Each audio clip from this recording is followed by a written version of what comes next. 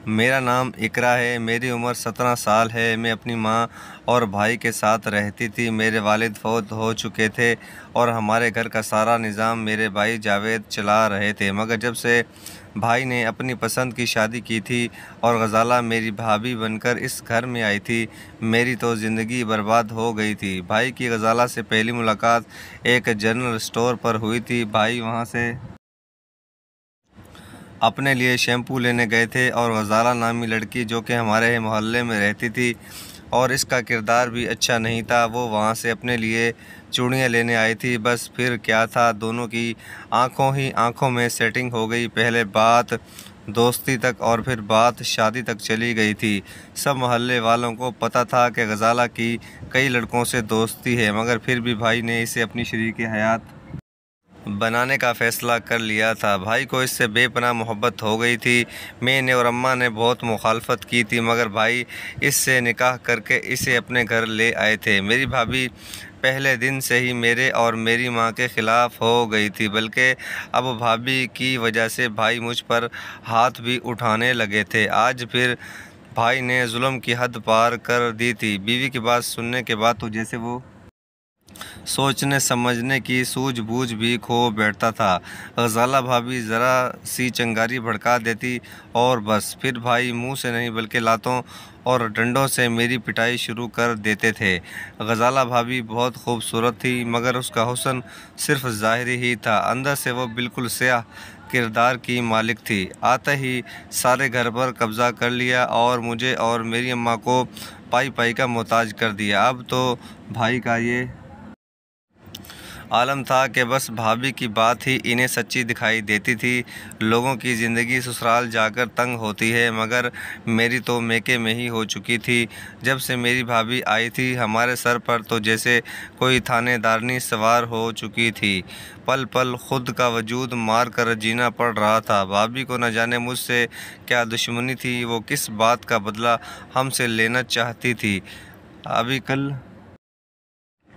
शाम की बात है कि मैं भाभी के कहने पर छत से भाई के कपड़े उतारने के लिए गई। इत्तेफाक से इसी पल पड़ोसियों की छत पर उनका लड़का आकर पतंग उड़ाने लगा। तेज़ हवा के दबाव की वजह से मेरा दुपट्टा बार बार सर से उड़ रहा था।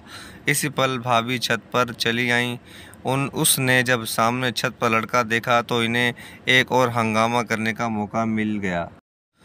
वो वहीं खड़े खड़े मुझे बातें सुनाने लगीं। शोर की आवाज़ सुनकर अम्मी भी परेशान हो गई और नीचे से ही आवाज़ें देने लगी कि आखिर अब क्या माजरा है। भाभी ने मुझे बाजू से पकड़कर घसीटते हुए नीचे लेके आईं। भाभी ने मुझे झटकते हुए अम्मी के सामने ले जाकर खड़ा कर दिया और फिर गुस्से से बोली, देख लो अपनी जवान बेटी के करतूत, ये हमारी इज़्ज़त खाक मर मिला के रहेगी। इसने छत पर महल्ले के लड़कों से साथ ताका झांकी शुरू कर दी है। मैंने खुद इसे रंगे हाथों साथ वाले के लड़के अरशद से बात करते हुए देखा है। भाभी के मुंह में जो आ रहा था वो बोलती चली जा रही थी, इनमें तो ज़रा भी खौफ़े खुदा मौजूद नहीं था।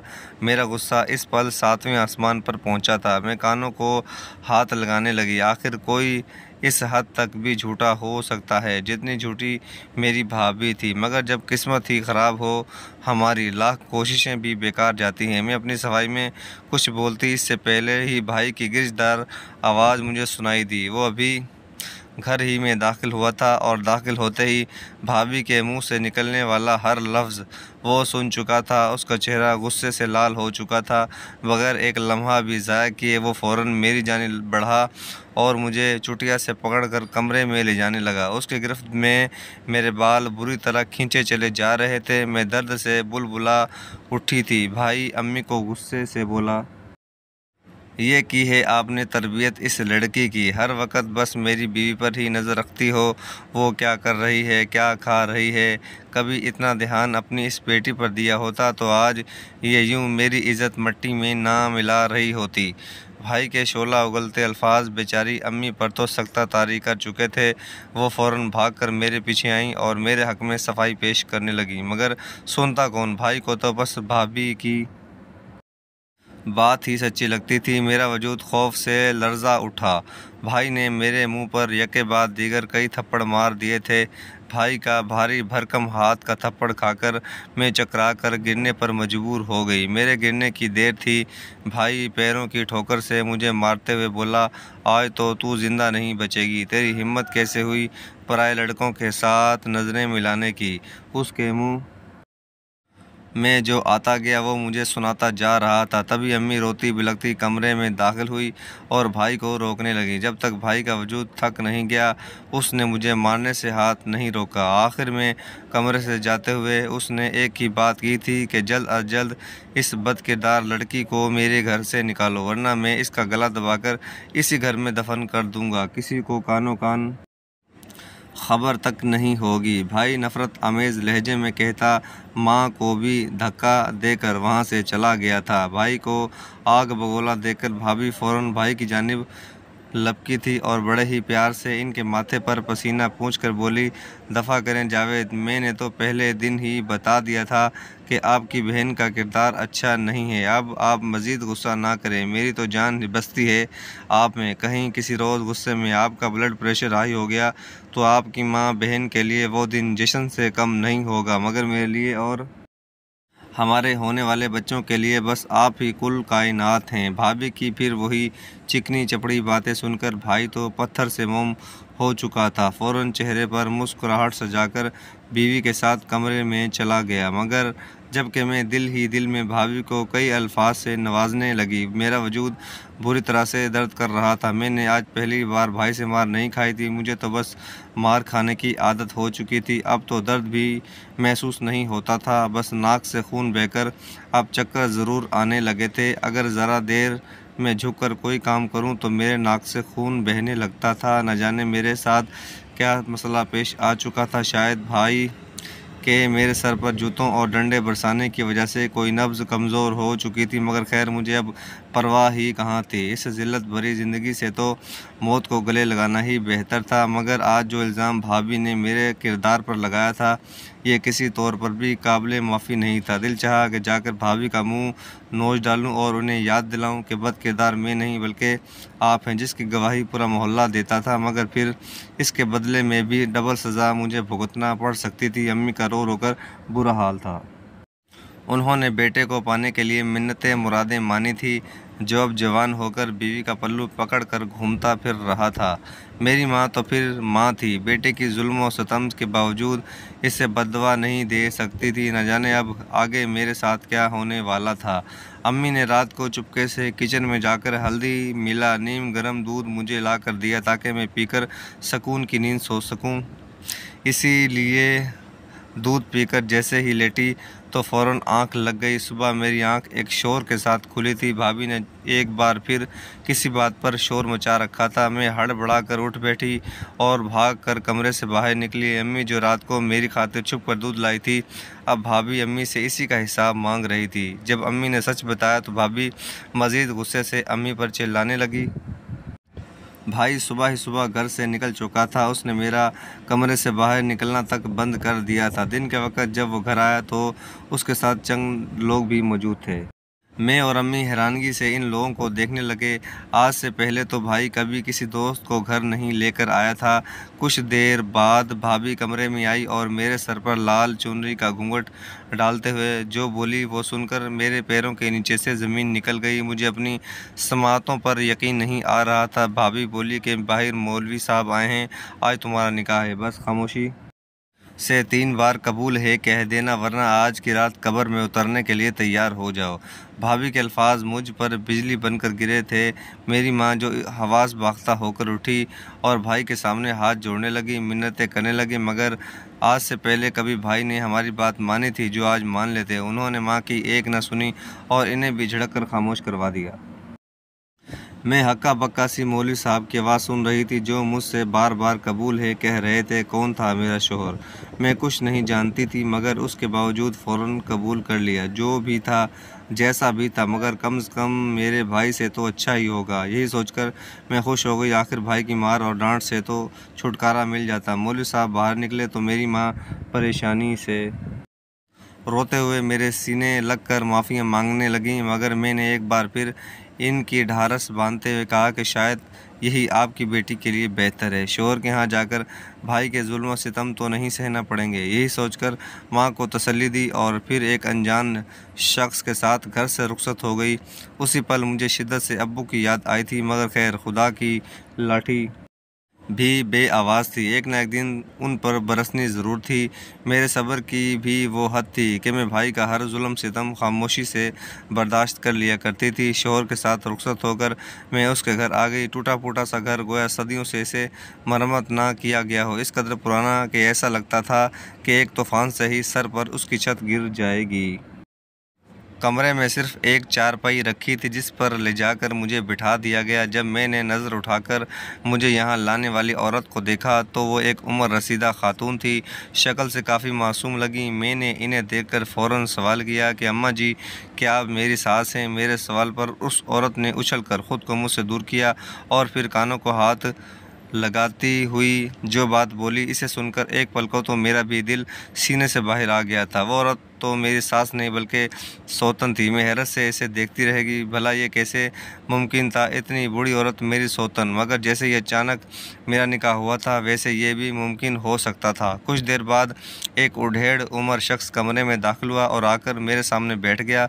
मेरा शौहर था, सफ़ेद दाढ़ी, सफ़ेद बाल और सर पर सिंधी टोपी पहने। वो शख्स बोला कि उसने ये शादी सिर्फ़ और सिर्फ इसीलिए की ताकि इसकी दूसरी बीवी यानी मैं उसका और उसकी बीवी का ख्याल रख सकूं। इसके अलावा वो अपनी बीवी से भी इंतहा मोहब्बत करता था और मेरी अहमियत उसकी ज़िंदगी में एक नौकरानी जैसी थी। 2 माह ऐसे ही गुजर गए थे। मैं इन दोनों को रोज़ाना नाश्ता और खाना बना कर देती, इसके बाद घर का काम काज करके दिया करती। मैं फिर भी खुश और मुतमईन थी क्योंकि मुझे यहाँ मार नहीं पड़ती थी। मेरी ये ज़िंदगी भी ज़्यादा दिन ना चल सकी और फिर वो हुआ जो मैंने कभी नहीं सोचा था।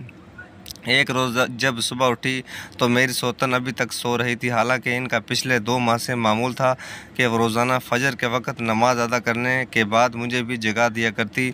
जब कमरे में जाकर देखा तो मैं भी हैरान हो गई क्योंकि वो दोनों ही बिस्तर पर बेसुध लेटे थे। मेरा वजूद कांप उठा जब डॉक्टर ने बताया कि वो दोनों ही इस दुनिया से एक साथ रुखसत हो चुके हैं। ये सुनकर मेरे होश उड़ गए। अब मेरा यहाँ कोई नहीं बचा था। मैंने अपनी इद्दत पूरी की और अपने मेके के लिए बस में बैठकर निकल पड़ी। दिल में अजीब से वसवसे थे।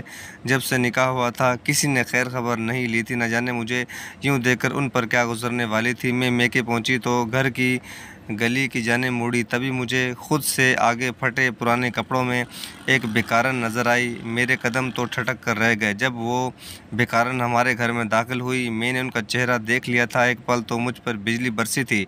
मैं हैरत से इन्हें देखती रह गई। वो तो मेरी माँ थी। माँ को देखकर मैं भी फ़ौरन उनके पीछे घर के अंदर दाखिल हो गई। जैसे ही घर में दाखिल हुई तो मैंने सदमे से माँ को आवाज़ दी। माँ ने पीछे मुड़कर देखा तो मैं तड़प उठी। फटे पुराने कपड़े, बिखरे मिट्टी से हटे बाल और भिखारन जैसा हुलिया देकर मैं तड़प उठी थी। इसी पल भाभी बाहर निकली और अम्मी के हाथ में मौजूद एक थैली को फ़ौरन झपट कर देखने लगी। अंदर वो सारी कमाई मौजूद थी जो मेरी माँ ने भीख मांग कर लाए थे। माँ को देखकर मैं दीवानावार उनसे लिपट कर रोने लगी। उनकी हालत मुझसे देखी नहीं जा रही थी। मैं खुद पर गुजरी मुसीबतें उनको सुना रही थी और वह मुझे अपनी आप बीती सुना रही थी। भाई की नौकरी छूट चुकी थी। अब तो इसे कहीं काम भी नहीं मिल रहा था। भाभी अम्मा को कई माह से ज़बरदस्ती घर से भेज दिया करती थी ताकि वह भीख मांग कर आएँ। अम्मी को देखकर भाभी ने फ़ौरन पैसे उनसे झपट लिए। मुझे देखकर उनके चेहरे पर नागवारी सी उभरी थी। आखिर को अब मेरा कोई और ठिकाना भी नहीं था। अगले दिन जूँ ही चढ़ा तो भाभी ने मुझे और अम्मी दोनों को फटे पुराने कपड़े पहनने को दिए और हम दोनों को घर से बाहर निकाल दिया। मेरा वजूद कांप रहा था। अब न जाने ये कैसी आजमाइश हम पर आन पहुंची थी। मैं रोने लगी मगर इसके बावजूद अम्मी का हाथ पकड़कर सारा दिन सड़कों पर फिरती रही। आज तो कुछ दिन ही ऐसा था कि किसी ने हमारे हाथ पर 2 रुपये तक ना रखे। खाली हाथ शाम को जब हम माँ बेटी घर की जानिब लौटी तो भाभी ने जूं ही हमें देखा तो मेरी माँ को मारना शुरू हो गया। भाई भी घर पर मौजूद था। जब इसे पता चला कि हम खाली हाथ घर में दाखिल हुए हैं उसने माँ को मारना शुरू कर दिया और बिल्कुल जानवर बन चुका था। मैं इसे रोकती रही मगर उस पर कोई असर ना हुआ। मेरी माँ चीख चीख कर अब खामोश हो चुकी थी। मैं इन्हें उठाती रही मगर वो दम तोड़ चुकी थी। आज भाई ने माँ को इतना मारा था कि वो मर चुकी थी। माशरे के सामने ड्रामा करने के लिए झूठा ड्रामा करते हुए भाई और भाभी बेतहाशा रो रहे थे। मेरी माँ तो भाई का जुल्म सह सहकर दुनिया से रुखसत हो गई थी। मेरा अब इनके अलावा इस दुनिया में और कोई भी नहीं बचा था। मैं अकेली परेशान माँ की मैयत के पास बैठी थी। भाभी मोहल्ले की चंद औरतों के हमरा अम्मी को गुस्ल देने के लिए कमरे में ले गईं। कुछ देर बाद भाभी की चीखों की आवाज़ सुनाई देने लगी, जैसे इन पर न जाने कितनी बड़ी मुसीबत आन पड़ी हो। मैं फ़ौरन अंदर की जानिब भागी, मगर सामने का जो मंजर था वो देखकर मेरे होश उड़ गए। मेरी भाभी ज़मीन पर गिरी पड़ी थी। इनकी चीखें फलक से बातें कर रही थी। उनका पाँव फिसला था और वो मुंह के बल ज़मीन पर गिरी थी। इसी पल फर्श पर एक लोहे की नोकीली चीज़ मौजूद थी, जिस पर गिरते ही भाभी के घुटनों की हड्डी में वो नोकदार चीज़ पेवस्त हो गई थी। अम्मी को दफनाने के बाद भाई फ़ौरन बीवी को लेकर अस्पताल की जानिब चला गया। वहां जाकर जब डॉक्टरों ने इलाज शुरू किया तो उनका कहना था कि अब भाभी की टांगें ठीक नहीं हो सकती। वो लोहे वाली नोकीली चीज़ जंग आलूद थी, जिसका जंग जहर बनकर टांगों में फैल चुका था। अब गजाला भाभी उम्र भर के लिए माजूर हो चुकी थी। भाभी ने इस रोज़ धाड़े मार मार कर आसमान सर पर उठा लिया था। उस रोज़ से घर की जिम्मेदारी मुझ पर आ गई थी। भाभी की एक टांग फिर हरकत कर लेती थी, मगर दूसरी टांग तो मुकम्मल तौर पर बेकार हो चुकी थी। यूं ही वक्त गुजरता गया और ज़िंदगी आगे बढ़ने लगी। भाई का जुल्म अभी भी मेरे साथ ऐसा ही था। वो अपनी बीवी पर जान छिड़कता और मेरे साथ बात करना भी गवारा ना करता। मैं भी सब्र की घूंट पीकर जिए जा रही थी। भाभी माजूर हो चुकी थी, फिर भी उनकी ज़ुबान काबू में नहीं आती थी। वो लेटकर मुझ पर ताने कसने से बाज नहीं आती थी। भाई के दो बेटे थे, दोनों ही काफ़ी समझदार थे। इन्हें अपने बाप की हरकतों पर ख़ुद भी गुस्सा आता था। एक रोज़ वो हुआ जिसके बारे में कभी सोचा भी नहीं था। मेरा भाई मजदूरी करने की खातिर घर से निकला तो रास्ते में सियासी जलसे की वजह से फंस कर रह गया। कुछ देर बाद वहाँ पुलिस आ गई और भगदड़ सी मच गई। मेरा भाई भी इन कारकुनों की जद में आकर पुलिस की लाठी चार्ज का शिकार हो गया। पहला ही डंडा भाई के सर में लगा था। वो इतना ख़तरनाक साबित हुआ कि भाई एक लम्हा भी मज़ीद ज़िंदा ना रह सके और उनकी वहीं मौत हो गई। घर में जब उनकी लाश लाई गई तो कुछ समझ ना आया कि आज मैं गम मनाऊं या खुश हो जाऊं। आखिर को आज मुझे जुल्म से आज़ादी मिली थी। भाई मेरे साथ जो कुछ किया था अच्छा नहीं था, इसके बावजूद मैंने इसे माफ़ कर दिया और दुआओं के साथ घर से रुखसत किया था। भाभी बेतहाशा रोती रही थी। मेरा बड़ा भतीजा ही अब हमारा वाहिद कफ़ील था। उसकी उम्र अब 18 साल थी। वो एक रोज़ मेरे पास आया और बोला कि मेरे दोस्त की अम्मी की वफ़ात हो चुकी है। उनके अब्बू बहुत नेक सीरत हैं। मैं चाहता हूँ आपकी शादी वहाँ हो जाए। भतीजे के मुँह से ये सुनकर मेरा वजूद कांप उठा था। अगले चंद रोज़ में वो रिश्ता लेकर आए और भतीजे की कोशिश से एक बार फिर मेरा निकाह उनके दोस्त के अब्बा से हो गया। मुझे भतीजे में अपने बाप और एक गैरतमंद भाई का अक्स दिखाई दिया था। भतीजा होकर उसने मेरी खातिर इतना सोचा था। उसका रवैया मेरे साथ अच्छा था, मगर अपनी माँ के साथ बेहद बुरा था। मुझे इस घर से रुखसत होने की देर थी कि भतीजे का रवैया अपनी माँ से बहुत बुरा हो गया था। वो उससे लड़ता रहता और एक ही बात कहता कि मैं तुम्हें ओल्ड होम छोड़ आऊँगा। एक रोज़ भतीजे ने माँ को ज़बरदस्ती भिखारन के हुलिये में एक व्हील चेयर पर बिठाकर घर से निकाल दिया। सारा दिन भाभी रोती हुई सड़कों पर भीख मांगती रही। जब मुझे पता चला तो मैंने भतीजे को खूब डांटा और इसे मारा भी, मगर वो आगे से रोने लगा और बोला, मैं अपने बाप जैसा नहीं हूँ। जो कुछ मेरी माँ और बाप ने दादी और आपके साथ किया था वो किसी तौर पर भी काबिल माफ़ी नहीं है। मैं बस अपनी माँ को एहसास दिलाना चाहता हूँ कि जो कुछ उन्होंने माजी में दादी और आपके साथ किया था, आज जब उन पर गुजर रहा है तो कैसा महसूस होता है। 2 दिन में ही भाभी का रो रो कर बुरा हाल था। वो मेरे पास एक रोज़ व्हील चेयर पर आई और माफ़ी मांगने लगी। शायद मकाफ़ात अमल का थप्पड़ खाकर इन्हें अकल आ चुकी थी, मगर अब क्या फ़ायदा। मेरी जवानी उनके शक और भाई की मार की नज़र हो गई थी। फिर जवानी में बेवा हो गई। मेरी माँ सड़कों पर भीख मांगती रही और आखिर में बेटे के हाथों मार खाकर दुनिया से रुखसत हो गई। भाई भी यूं ही पुलिस के डंडे खाकर मर चुका था। आज भाभी से 2 दिन वो सब बर्दाश्त ना हुआ जो हम सदियों से सहती हुई आ रही थी। अब इतना भी बुरा दिल नहीं था मेरा। सब्र का फल तो मुझे अब रोज़े महशर चाहिए था। चंद रोज़ बात भाभी भी फौत हो गई, मैंने इन्हें माफ़ नहीं किया था। मेरा भांजा अब मेरे साथ ही रहने लगा था। कभी कभी अपना माजी सोचती हूँ तो भयानक ख्वाब लगता है। कैसी ज़िंदगी गुजार कर मैं यहाँ तक पहुँची थी। आखिर में आपसे पूछना चाहती हूँ, मेरी जगह अगर आप में से कोई होता तो आप क्या करते? क्या मैंने ठीक किया या गलत? जवाब ज़रूर दीजिएगा।